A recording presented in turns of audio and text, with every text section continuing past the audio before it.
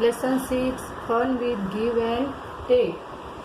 आप लेनी गम्मत. Understand. Subtracts of 2 3-digit number without borrowing.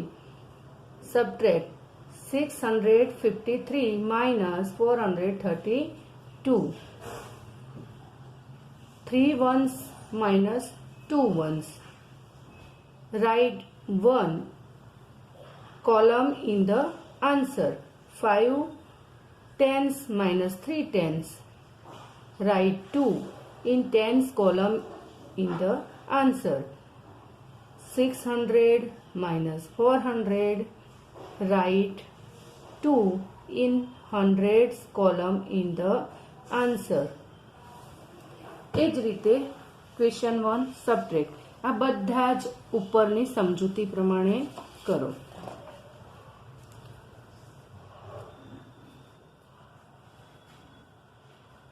Question 2 સબટ્રેક્ટ્સ. હવે આપણે અહીંયા બોરો લઈ અને બાદબાકી કરવાની છે. પહેલા આપણે સમજૂતી જોઈશું. Subtract of 3 digit number.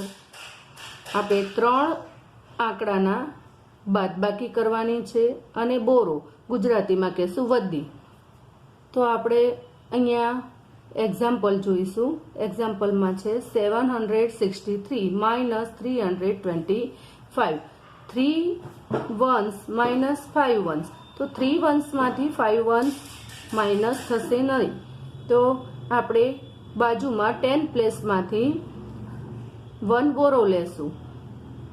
તો અહીંયા થશે 10 પ્લસ 3 માઇનસ 5. તો આન્સર કોલમમાં આવશે 8.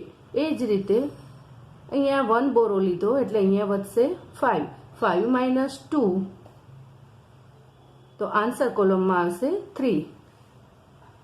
700 માઇનસ 3 300. તો આન્સર કોલમમાં આવશે 4. આ જ રીતે આ બધા જ દાખલાનો આન્સર તમને મળશે. Understood. Hiren had 674 rupees. Out of that, he purchased pen costing 326 rupees. So how much money is left with him now?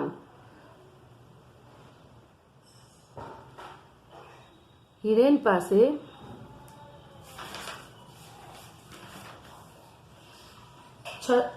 674 rupees હતા. તેમાંથી તેણે 326 રૂપીસનું પેન્ટ ખરીદ્યું.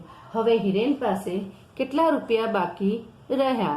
તો અહીંયા આપણે ઉપર પ્રમાણે બાદબાકી કરશું, માઇનસ કરશું અને આપણને આન્સર મળશે 674 માઇનસ 326. 4 માઇનસ 6 4 નાના છે, 6 મોટા છે એટલે 4 માઇનસ 6 નહીં થાય. તો આપણે બાજુમાંથી બોરો લેશું. 7 ટેન્સમાંથી 1 બોરો લેશું એટલે અહીંયા 6 વધશે. આપણે અહીંયા 10 પ્લસ 4 થશે. 10 પ્લસ 4 માંથી 6 માઇનસ થશે એટલે આન્સર મળશે આપણને 8. એ રીતે 6 માઇનસ 2 તો આન્સર મળશે 4. અને અહીંયા 6 માઇનસ 3 તો આપણને મળશે 3. એ જ રીતે સોલ્વ ધ પ્રોબ્લેમ. બધા જ પ્રોબ્લેમ આપણે એ રીતે સોલ્વ કરશું. Question 4 count and subtract. જેટલા સ્ટાર આપ્યા છે એટલા 100 પ્લેસમાં લખશું. આ રીતે સ્ક્વેર આપ્યા છે 10 પ્લેસમાં લખશું અને ટ્રાયેંગલ આપ્યા છે તો 1 પ્લેસમાં લખશું. કાઉન્ટ કરી અને એની વચ્ચે જે પ્રમાણે નિશાની આપી છે એ પ્રમાણે આપણે માઇનસ કરશું.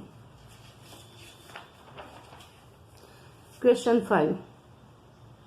Decide whether the answer is correct or not.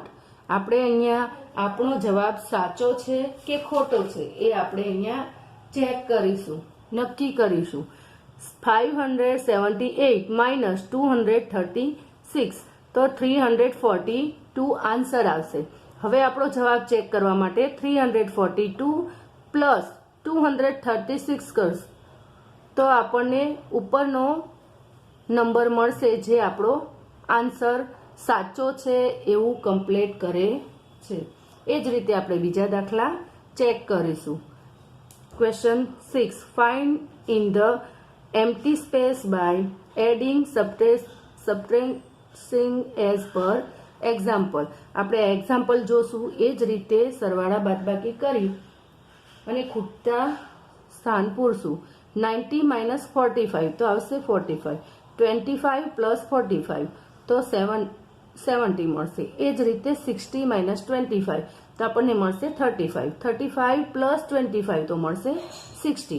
એ જ રીતે 85 માઇનસ 45 તો આપણને મળશે 40. 55 પ્લસ 45 તો આપણને મળશે 100. એ જ રીતે બીજા દાખલાની પ્રેક્ટિસ કરો. Question 7. Fill in the empty space. ખૂટતા સ્થાન પૂર્ણ કરો. આપણે અહીંયા જોશું. આપણને 2 આપ્યો છે, નીચે રાઉન્ડ છે, એના નીચે 4 આન્સર છે. 4 આન્સર લાવવા માટે શું કરશું? તો અહીંયા 10 પ્લસ 2 માંથી 8 માઇનસ કરશું એટલે આપણને 4 મળશે. એ જ રીતે 3 માંથી 1 માઇનસ કરશું તો 2 મળશે. એ જ રીતે આપણી બુદ્ધિને થોડું કસી અને નંબર લાવવાનો પ્રયત્ન કરશું, સાચો નંબર, અને જાતે જ કામ કરશું.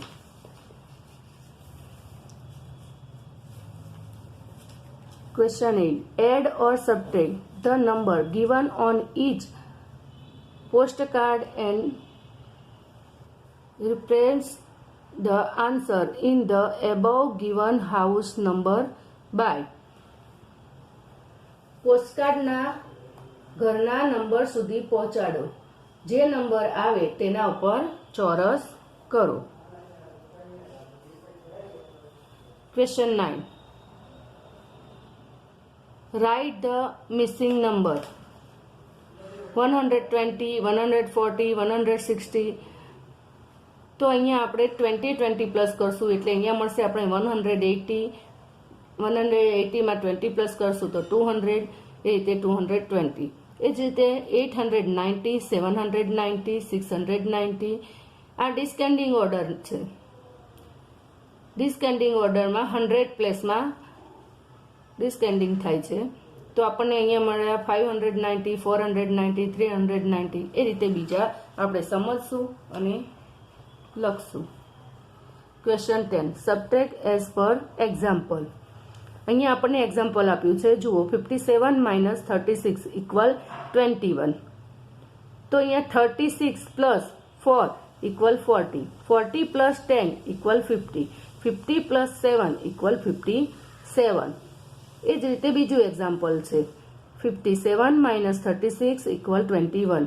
36 પ્લસ 10 ઇક્વલ 46. 46 plus 10 equal 56.